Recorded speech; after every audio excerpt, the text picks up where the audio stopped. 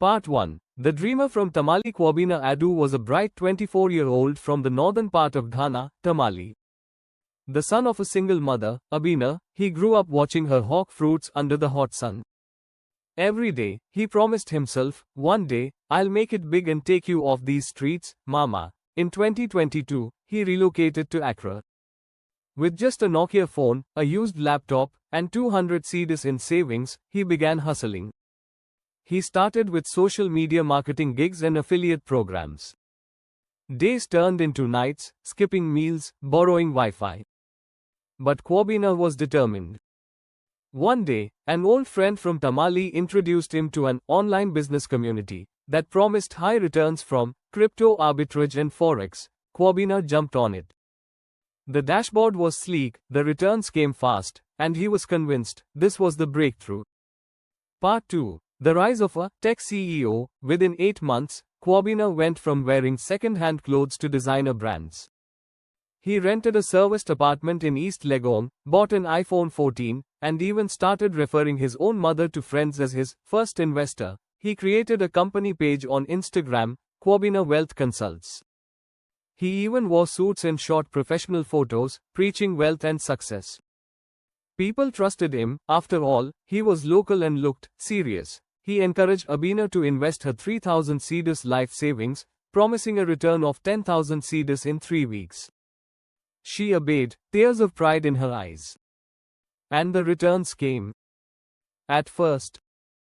Part 3. The chain of greed. Kwabena's client base exploded. Market women, retired teachers, even a local pastor, sent money to him. Some sold land, others took loans. Kwabena received over 850,000 cedis in deposits in under 3 months. But the business was no longer giving returns.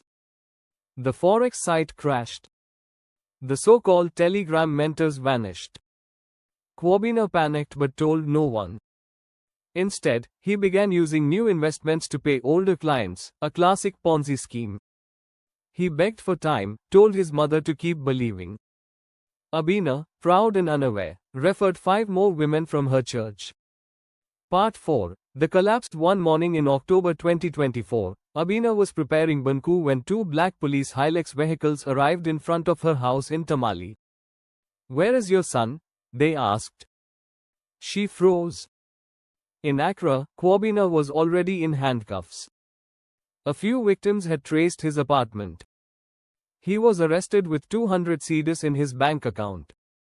The rest, gone on flashy lifestyle, giveaways, and failed trades. Abina collapsed when she heard.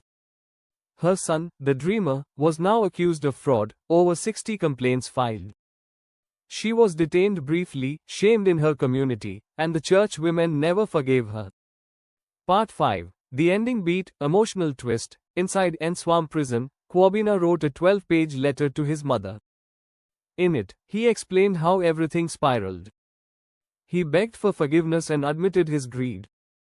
He cried as he recalled, "Greater than, mama, I just wanted to buy you a shop, not send you shame." Abina, broken, stood under the mango tree in her compound months later. She looked at his old room, now empty, and whispered, "Greater than, you chased the world too fast, my son, but forgot your soul on the way." The end.